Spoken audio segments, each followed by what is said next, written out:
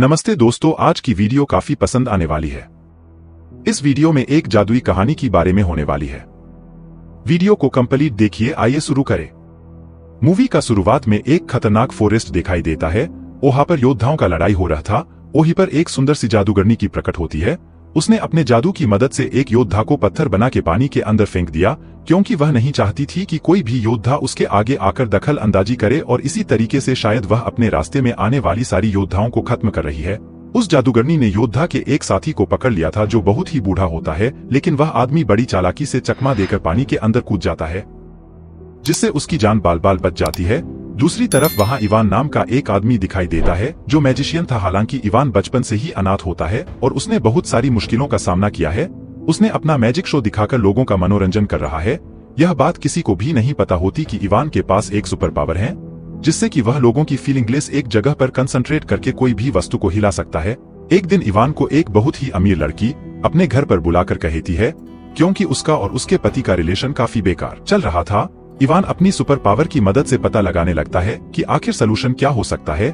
Ivan ने तो अब उस रिच लेडी को सीधे कह दिया कि तुम्हारे पति तुम्हारे ऊपर चीट कर रहे हैं, उनका एक अफेयर चल रहा है। लेकिन वो लड़की तो इस बात पर भरोसा ही नहीं कर रही थी। तब जाकर इवान कुछ पैसे लेने के लिए यह बोल देता है कि उनके घर पर बुरी आत्माओं का साया है, इसीलिए मुझे कुछ करने पड़ेंगे। इवान ने बताया। उसने सारे रिचुअल परफॉर्म करके पैसे ले लेता है और वहां से चला जाता है। इवान एक जगह पर बैठा हुआ होता है, तभी वहां कुछ आदमी उसके पास आकर उसे मारने का कोशिश करता है। दरअसल वो आदमी जो इवान के सामने होता है वह और कोई नहीं बल्कि उसी लड़की का पति था। इवान वहां से भागने लगा और एक बार इसी स्लाइड के अंदर घुस जाता है। इवान को लगा था कि वह नीचे से निकलकर भाग लूंगा, पर जैसे ही स्लाइड खत्म होती है तब इवान ने देखा कि वो एक बहुत ही बड़े जंगल में आ चुका है। पीछे मुड़कर देखने पर तो पेड़ में एक बड़ा सा छेद देखा। उसको लगा ये क्या है। वहां पर एक बूढ़े आदमी ने इवान को देखते ही कहने लगा, तुम एक महान योद्धा के बेटे हो। उसने तो इवान को एक अंगूठी भी दी और कहा कि इस पूरी जगह की रक्षा अब तुम्हें ही करनी होगी, क्योंकि हम सब बहुत ही ज्यादा खतरे में हैं। हालांकि इवान उस बूढ़े आदमी को नहीं जानता है, उसको विश्वास नहीं कर रहा है। उसे लग रहा होता है कि यह कोई पागल है। तभी अचानक पीछे से एक तीर आकर डायरेक्टली उस बूढ़े आदमी के पीठ पर लगा। उस आदमी की तुरंत ही मृत्यु हो गई। थोड़ी ही देर में वहां पर बहुत सारे सैनिक अपने घोड़े पर सवार होकर आ जाते हैं। इवान को पकड़कर अपने राजमहल में लेकर आ जाते हैं। इवान को तो एक कैदी की तरह राजा के सामने पेश किया जा रहा है। राजा ने जल्दी से उसको मारने की आदेश देता है, लेकिन जैसे ही उसने इवान के हाथ में वो अंगूठी देखी तब वो बहुत ही ज्यादा खुश होता है। उसने इवान को कहने लगा कि तुम मेरे भाई हो, और अब इवान की अच्छे से खातिरदारी भी करने लगा। राजा ने इवान को अपनी रानी से मिलाने लगा है, जो और कोई नहीं बल्कि वह खतरनाक जादूगरनी थी जिसने कि कई सारे योद्धाओं को मौत के घाट उतारा दिया था। जादूगरनी जब इवान को देखती है तब वो कहने लगी कि मेरे साथ चलो, मैं तुम्हें हमारी महल में सैर कराती हूँ। इवान भी उसके पीछे पीछे चलने लगा, क्योंकि उसे इन सारी चीजों का बिल्कुल भी पता नहीं होता। अंदर जाने पर जादूगरनी ने अपने आदमियों से कहा, इवान को बंदी बनाओ। फिर उसको काल कोठरी के अंदर बंद कर दिया जाता है। कुछ समय के बाद इवान की नजर अचानक से जेल में मौजूद एक आदमी के ऊपर जाती है, जिसके पूरे बॉडी पार्ट्स को अलग अलग करके बर्फ के अंदर रखा गया था, लेकिन फिर भी वह आदमी जिंदा होता है। इवान का तो सच में अफसर चकराने लगा है। वो आदमी तो अब इवान से बातें करने लगा था कि मैं जानता हूँ कि तुम कौन हो, लेकिन तुम अपने आप के बारे में सच्चाई बिल्कुल नहीं जानते होगे। उस आदमी ने इवान को बताया कि तुम महान योद्धा एलश के बेटे हो। उस आदमी ने इवान से कहा कि अब तुम्हें किसी भी तरीके से एक महान तलवार हासिल करनी होगी। यह एक ऐसी तलवार है जिसकी मदद से तुम जंग जीत सकते हो और अपनी दुनिया में वापस जा सकते हो। अब सभी कैद को छुटाने में उस इवान को किसी भी तरीके से वो जादुई तलवार को हासिल करना था।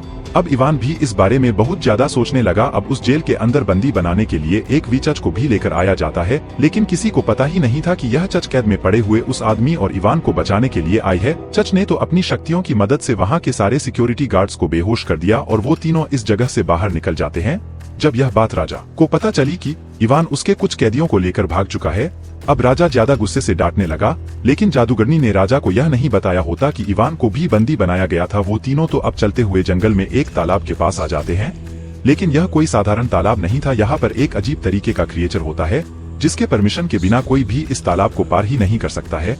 क्रिएचर ने बहुत ही ब्यूटीफुल लेडी को देखकर बहुत ही खुश अपने आप को एक बहुत ही ब्यूटीफुल लेडी में कन्वर्ट कर लिया है और तालाब के पास जाकर उस मेंढक वाले क्रिएचर को रिझाने लगी। मेंढक वाला क्रिएचर तो सच में काफी ज्यादा इम्प्रेस हो जाता है और विच के पास आकर फ्लर्ट करने लगता है। विच ने तो मेंढक वाले क्रिएचर होकर उन लोगों को साथ देता है। फिर सभी मिलकर जंगल के आगे बढ़ने लग जाते हैं, क्योंकि आगे चलकर उन्हें बहुत सारी खतरनाक चीजों का सामना जो करना था। अब वो चारों लगातार आगे बढ़ते जाते हैं। उस जादुई तलवार को ढूंढने के लिए रास्ते में अब उन्हें एक बहुत ही बड़ी गुफा दिखाई देता है, जिसके अंदर जाकर देखने के बाद वहाँ पर तो एक बड़ा सा दानव बैठा होता है जो खाना बना रहा था। वो बाहर निकल जा रहा होता है। फिर अचानक इवान के मोबाइल में अलार्म बजने लगता है और ये आवाज सुनकर दानव ने उन सभी के ऊपर हमला भी करने लगता है। उसने तो इवान को काफी जोर से मारा, जिससे कि वह दूर जाकर गिरता है। दानव सामने आकर उसका ध्यान भटकाने लगा और उसके सामने डांस करने लगा। दानव सच में इवान को काफी अजीब तरीके से दिख रहा है, क्योंकि ये चीजें उसने अपनी लाइफ में कभी एक्सपीरियंस ही नहीं की होती है। इस मौके का फायदा उठाकर बाकी सब गुफा से बाहर निकल जाते हैं। इवान भी कुछ समय के बाद उनके पास आ चुका है। अब उन चारों को एक ऐसी खतरनाक नदी का पार करनी होती है। अब क्रिएचर ने कहा कि मैं पानी के अंदर जाता हूं और तुम्हारे लिए रास्ता साफ करता हूं, फिर तुम लोग जल्द से जल्द इस नदी को पार कर लेना। क्रिएचर उसके अंदर चले जाता है और सारी मछलियों को दूर फेंकने लगता है। हालांकि कुछ मछलियां उसे लगातार काट रही थी, लेकिन मेंढक को जरा भी फर्क ही नहीं पड़ता है। इवान को लग रहा था कि अब वो सब यह नदी आसानी से पार कर लेंगे, लेकिन अचानक वहां जादूगरनी अपने सारे सैनिकों के साथ आ जाती है। इवान को और उस योद्धा को पकड़ने के लिए इवान किसी भी तरीके से विच और टाइसन को बचाते हुए एक दूसरी जगह पर भागने लगा था। जादूगरनी के सैनिकों की संख्या काफी ज्यादा होती है, इसीलिए वो उन्हें आदेश दे रही थी कि तुम उन्हें जिंदा या मुर्दा किसी भी हालत में पकड़ सकते हो। इवान यहाँ टाइसन और विच को लेकर एक गुफा के अंदर कूद गया था, जिसके अंदर काफी पानी भरा होता है, जिससे कि जादूगरनी के सैनिक अंदर ना कूद पाए। तब तक इवान अपने बाकी साथियों के साथ उस जगह से काफी दूर निकल गया है। जादूगरनी जब उस क्रिएचर के पास आती है, उसने अपने जादुई कोड़े की मदद से क्रिएचर को मारकर उसे पूरा पत्थर बदल है। इवान, विच और टाइसन एक बहुत ही बड़े पहाड़ के ऊपर जा रहे थे, क्योंकि उस जादुई तलवार की मदद से ही इवान अपनी दुनिया में वापस जा पाएगा। अब उनकी टीम में विच की एक दोस्त लीसा नाम की एक जादूवाली भी शामिल हो जाती है। वह सब आगे बढ़ ही रहे थे, तभी अचानक वहां जादूगरनी अपनी पूरे सैनिकों के साथ पीछा करते हुए आ गई थी। जादूगरनी ने तो इस बार अपना कोई भी चांस मिस नहीं किया और इवान को रंगे हाथों पकड़ लिया। जादूगरनी के सैनिक लगभग सभी को पकड़ लेते हैं, लेकिन लीसा अब पहाड़ के ऊपर से गिर जाती है, लेकिन उसको कुछ नहीं हुआ है। अब जादूगरनी इवान को अपने साथ बंदी बनाकर महल की तरफ लेकर जा रही थी। इवान को यह साफ साफ पता होता है कि अगर वह कारागार के अंदर बंद हो गया तब वहां से निकलना काफी मुश्किल होगा, इसीलिए वह बीच रास्ते में ही सैनिकों की आंखों में धूल झुककर वहां से भागने लगता है। इवान अब चलते चलते एक ऐसी जगह पर आ गया था जहां पर कई सारी तलवार रखी गई थी। दरअसल यह वही जगह होती है जहां पर जादुई तलवार मौजूद है और इवान को इन सभी तलवारों में से पता लगाना होगा कि वह जादुई तलवार कौन सी है। चौंकाने वाली बात यह होती है कि उस जगह पर अब वो खतरनाक जादूगरनी भी आ गई है, जो लगातार इवान के ऊपर हमला करते ही जाती है। तभी इवान को वही तलवार मिल गई है। यह सबसे ज्यादा पावरफुल तलवार होती, इसमें इतनी ज्यादा पावर थी कि जादूगरनी के बार इवान बड़ी आसानी से रोक लेता है। इवान ने तलवार की मदद से काफी तेजी से वार किया, जिससे कि उसमें से निकलने वाले जादुई पावर से जादूगरनी को काफी दूर ढकेल देते हैं। थोड़ी देर बाद उस जगह पर टाइसन और बाकी लोग भी पहुंच जाते हैं। टाइसन, जो इवान को जेल के अंदर मिला था और जिसके बॉडी पार्ट्स अलग हो चुके थे, वो इवान से ताकतवर तलवार मांग रहा होता है। इवान को लग रहा था कि यह तलवार शायद टाइसन के लिए बनाई गई है, क्योंकि वह उससे काफी ज्यादा पावरफुल है और शुरुआत से ही टाइसन ने उसकी काफी मदद की थी। लेकिन तलवार हाथ में आते ही टाइसन के चेहरे पर अजीब तरीके की खुशी चमक रही थी। तभी अचानक कई सारे सैनिक इवान को पीछे से आकर पकड़ लेते हैं। कुछ ही देर के अंदर अंदर वहां पर राजा भी आ चुके हैं। दरअसल राजा ने टाइसन के साथ एक सौदा किया था कि उसे वो इवान से पावरफुल तलवार लाकर दे और उसके बदले राजा टाइसन को एक डायमंड देगा। इस डायमंड का यूज करके अमर हुआ जा सकता है। जैसे ही वो दोनों एक दूसरे की चीजें एक्सचेंज करते हैं, तभी टाइसन को पता चला कि ये डायमंड तो नकली है, यानी कि राजा ने टाइसन के साथ भी धोखा कर दिया। असली वाला डायमंड तो जादूगरनी के हाथों में मौजूद होता है और अब राजा के पास वही पावरफुल तलवार थी जिसके सामने कोई भी नहीं टिक सकता था, इवान भी नहीं। तभी अचानक लीसा राजा के ऊपर जंप मार के उसके हाथ से तलवार नीचे फेंक देती है। अब उस पावरफुल तलवार को जल्द से जल्द इवान ने उठा लिया है।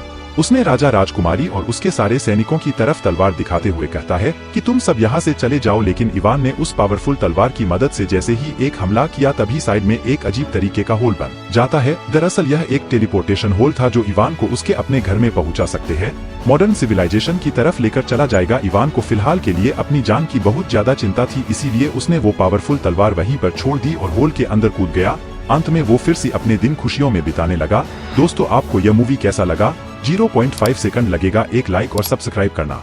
मिलते हैं नेक्स्ट वीडियो में। Thank you, bye bye.